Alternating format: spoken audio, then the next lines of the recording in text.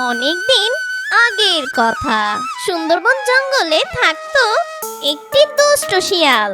শিয়ালটা সব সময় ক্ষুধার্ত থাকতো। ওই জঙ্গলে ছিল লাল ঝুটিয়ালা মোরগ, যার ডাকে কিনা জঙ্গলের সব পশু পাখির ঘুম ভাঙতো। মোরগটা ছিল খুব সাহসী এবং বুদ্ধিমান, কিন্তু মোরগটা শিয়ালকে খুব ভয় পেত। ভালোই লাগছে না, আজকে যদি ভালো কোনো খাবার খাওয়া যেত তাহলে ভালোই হতো। ইস, ওই তো লাল ঝুটি মোরগটা, ওটাকে রোস্ট করে খেতে না জানি কত স্বাদ লাগতো। আর ভালো লাগছে না, ছোটখাটো শিকার খেয়ে পেট ভরছে না। আজকে যেভাবেই হোক ওই মোরগটাকে আমার ধরতেই হবে। এই বলে দুষ্ট পাজি শিয়াল একটা ফোন দিয়ে আটতে শুরু করলো। যাই দেখি মোরগটার কাছে গিয়ে কিভাবে মোরগটাকে ধরা যায়। আরে মোরগ ভাই, কেমন আছো তুমি? তোমার জন্য আজকে আমি একটা দারুণ খবর নিয়ে এসেছি। শিয়াল ভাই, আমি তো ভালোই আছি, কিন্তু তুমি কি খবর নিয়ে এসেছো আমার জন্য? একটু শুনি দেখি তোমার খবরটা। আরে মোরগ ভাই, তুমি তো মনে হচ্ছে কিচ্ছু জানো না। জঙ্গলের রাজা সিংহ আজকে ঘোষণা দিয়েছে, এখন থেকে এই সুন্দরবন জঙ্গলের সব পশু পাখিরা মিলেমিশে থাকবে, কেউ কাউকে শিকার করবে না।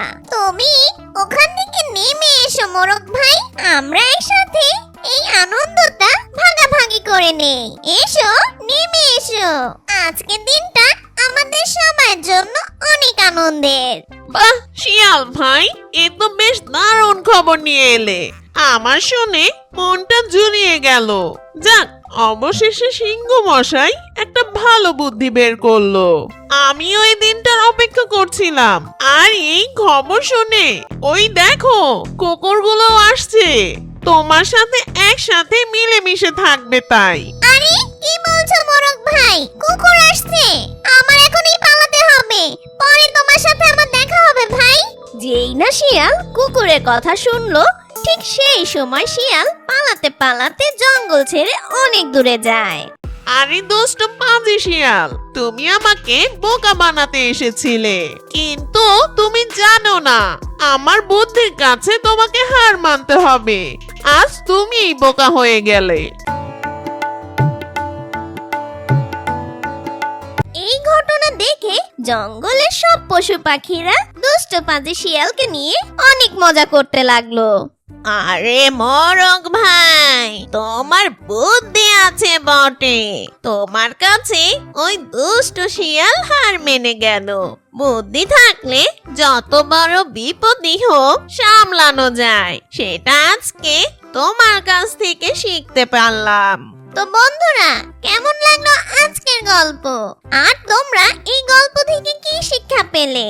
কেবল চালাকি দিয়ে সবসময় জয় হওয়া যায় না।